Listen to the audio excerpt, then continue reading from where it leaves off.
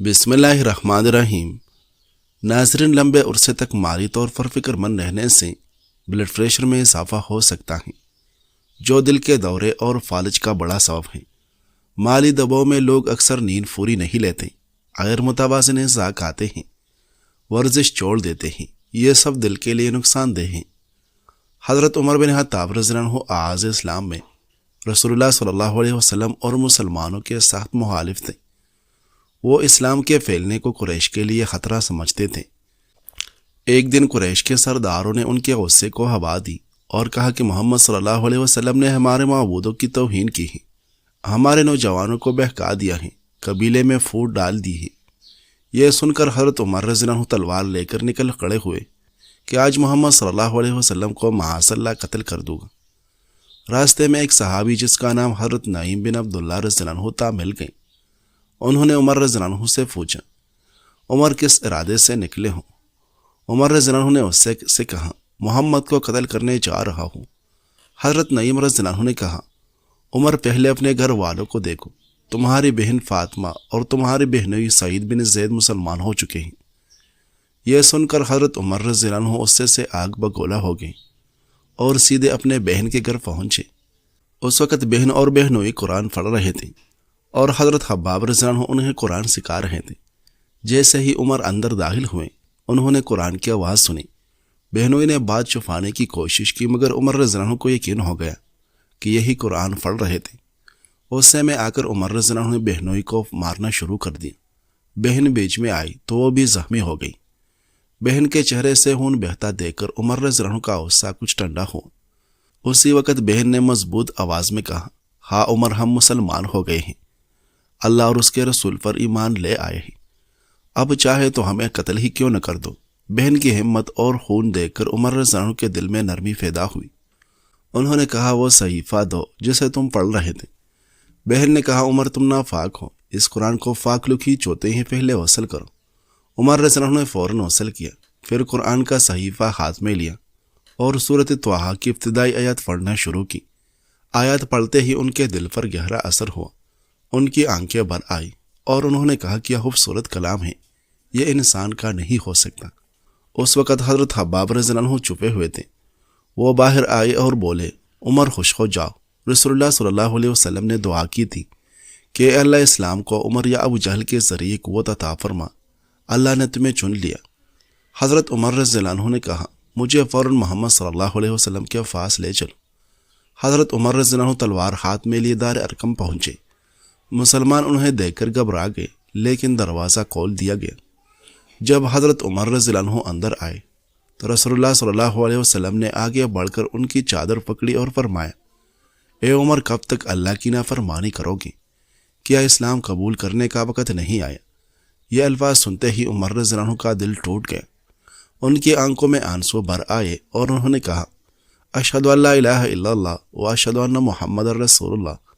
یہ سنتے ہی مسلمانوں میں خوشی کی لہر دوڑ گئی، سب نے زور سے کہا، اللہ اکبر۔ اس دن اسلام کو ایک نئی طاقت مل گئی۔ حضرت عمر رضی اللہ عنہ نے ایمان لانے کے فوراً بعد کہا، یا رسول اللہ، اب چھپ کر عبادت کیوں کرے، آئیے باہر چلتے ہیں۔ اور اسی دن حضرت عمر رضی اللہ عنہ نے مسلمانوں کی صف میں شامل ہو کر کھلے عام مکہ میں نماز ادا کی۔ اس دن سے اسلام کی طاقت اور شان پہلے سے کہیں زیادہ بڑھ گئی، اور حضرت عمر رضی اللہ عنہ کے اسلام نے مسلمانوں کے دلوں میں نئی ہمت اور جرأت پیدا کی۔ ناظرین، نبی اکرم صلی اللہ علیہ وسلم شب معراج میں بیت المقدس کی طرف جاتے ہوئے مصر کے قریب ایک مقام سے گزرے تو انہیں نہایت ہی اعلیٰ اور زبردست خوشبو آنے لگی۔ آپ صلی اللہ علیہ وسلم نے حضرت جبرائیل علیہ السلام سے پوچھا کہ یہ خوشبو کیسی ہے؟ جواب ملا کہ فرعون کی بیٹی کی باندھی مشاطہ اور اس کی اولاد کی قبر سے آ رہی ہیں۔ پھر حضرت جبرائیل علیہ السلام نے اس کا قصہ بیان کیا کہ مشاطہ فرعون کی بیٹی کی خادمہ تھی اور وہ خفیہ طور پر اسلام لا چکی تھی۔ ایک دن فرعون کی لڑکی کو کنگھی کرتے ہوئے اس کے ہاتھ سے اتفاقاً کنگھی گر پڑی۔ وہ اٹھانے لگی تو اس کے زبان سے بے ساختہ بسم اللہ نکل گیا۔ اس پر شہزادی نے کہا کہ تو نے آج عجیب کلمہ بولا، رب تو میرے باپ فرعون ہی ہے، تو پھر تم نے یہ کس کا نام لیا ہے؟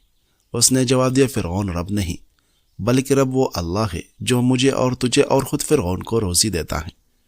شہزادی نے کہا اچھا تم میرے باپ کے سوا کسی اور کو اپنا رب مانتی ہیں؟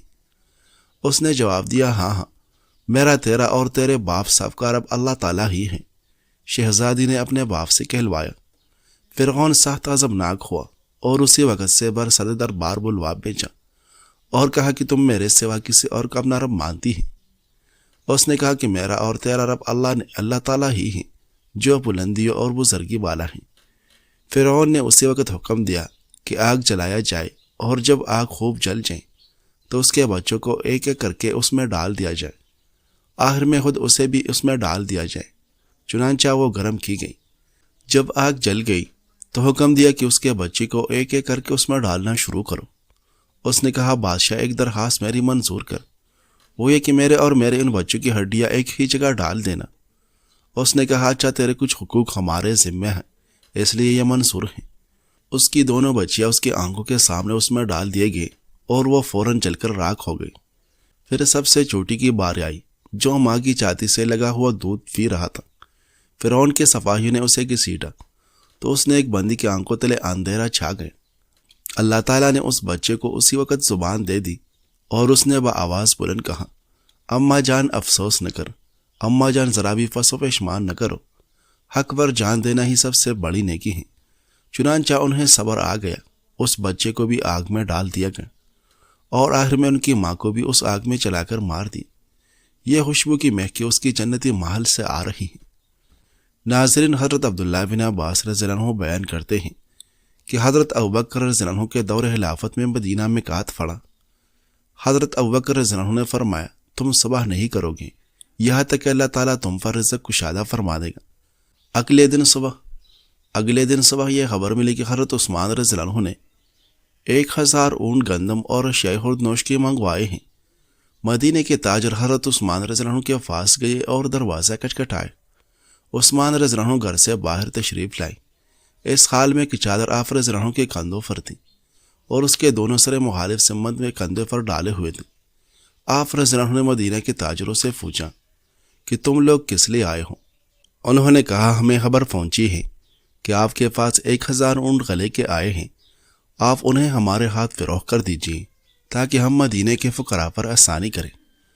آپ رضی اللہ عنہ نے فرمایا اندر آؤ۔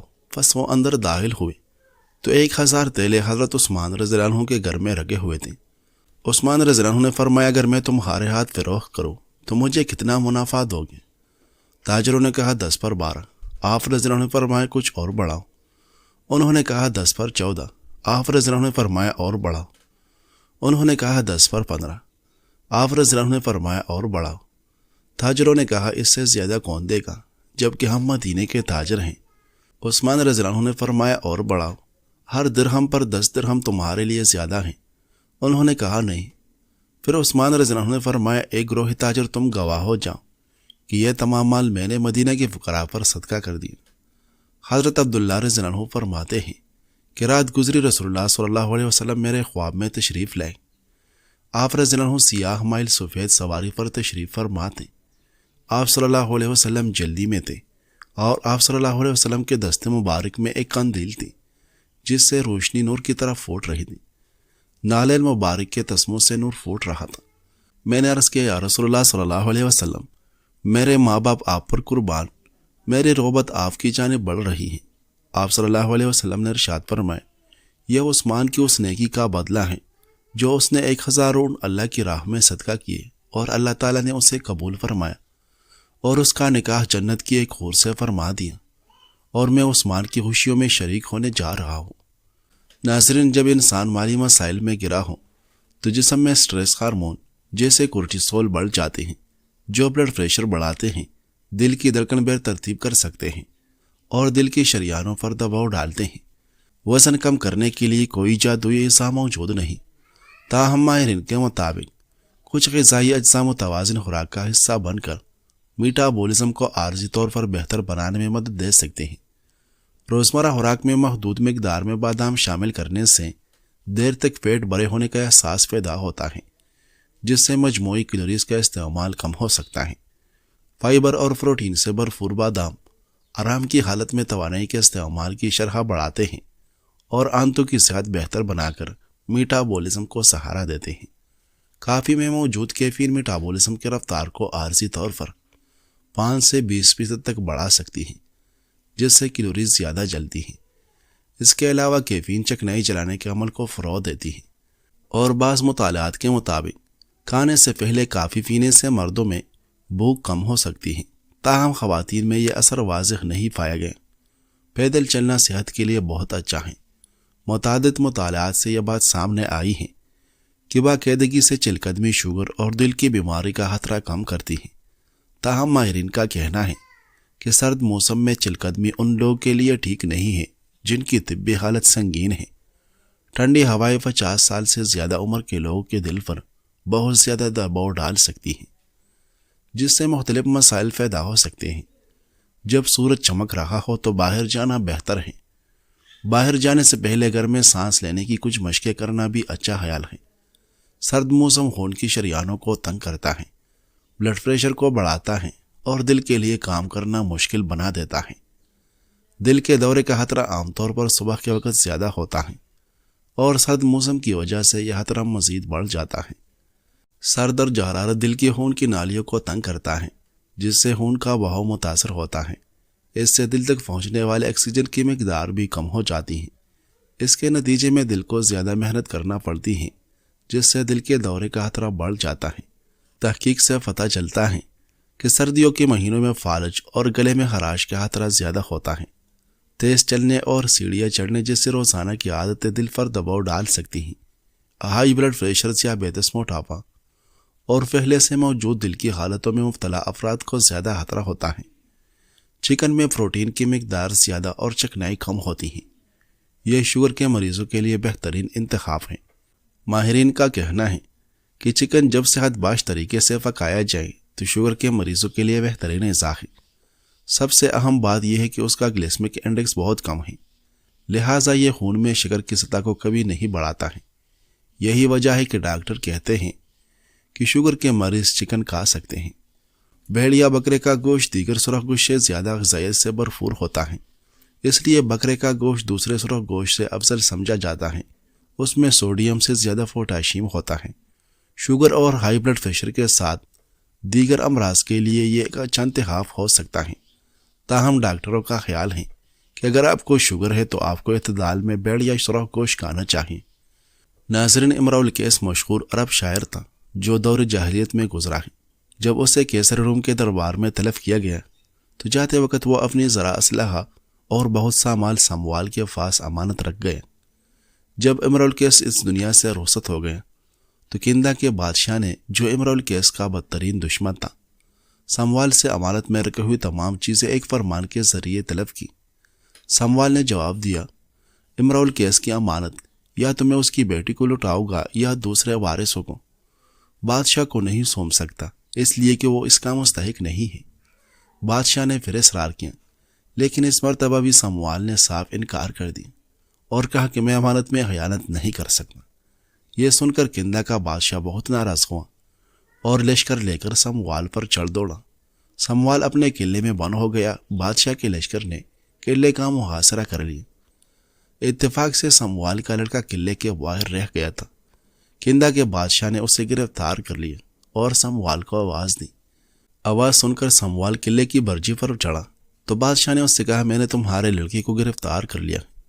اگر تم اپنے لڑکی کی سلامتی چاہتے ہو تو فوراً امرؤ القیس کا سب سامان میرے حوالے کر دو، ورنہ اس لڑکے کو تمہاری آنکھوں کے سامنے قتل کر دوں گا۔ سموال نے جواب دیا، یہ کبھی نہیں ہو سکتا، میں امرؤ القیس سے دھوکہ نہیں کر سکتا۔ رہا میرے لڑکے کا معاملہ تو جو تیرا جی چاہے کر۔ یہ سن کر بادشاہ کا غصہ بہت زیادہ بڑک اٹھا۔ اس نے اسی وقت قلعے کی دیوار کے نیچے سموال کی آنکھوں کے سامنے اس کے بیٹے کو قتل کر دیا۔ سموال یہ ہولناک منظر دیکھتا رہا مگر اس نے اف تک نہ کی۔ بیٹے کی جان بچانے کے لیے وہ امانت میں خیانت پر کسی طرح راضی نہ ہوا اور صبر و شکر کے ساتھ اپنے بیٹے کا قتل دے گا۔ تاریخ عرب میں سموال کا نام فاسعات کے سلسلے میں ضرب المثل کی حیثیت سے مشہور ہو گئے۔ ناظرین، ہم اپنی زندگی میں بہت سی فضول سوچوں کا بوجھ اٹھائے پھر رہے ہوتے ہیں۔ اکثر معاملات میں ہمارا کوئی عمل دخل بھی نہیں ہوتا، بس ہم بلا وجہ چھوٹی چھوٹی باتوں کو اہمیت دے کر پریشان رہنا شروع کر دیتے ہیں۔ خوش رہے، اللہ کی دی ہوئی نعمتوں کا شکر ادا کریں جو معاملات آپ کے کنٹرول میں نہیں ان کے بارے میں سوچنا چھوڑ دیں۔ اللہ تم سے جتنی محبت کرتا ہے وہ تمہیں اتنا ہی زیادہ آزماتا ہے۔ وہ تمہاری من پسند چیز کو تم سے دور کر کے تمہیں خود تک لاتا ہے۔ ناظرین، ویڈیو اچھی لگے تو لائک کیجیے۔ شکریہ۔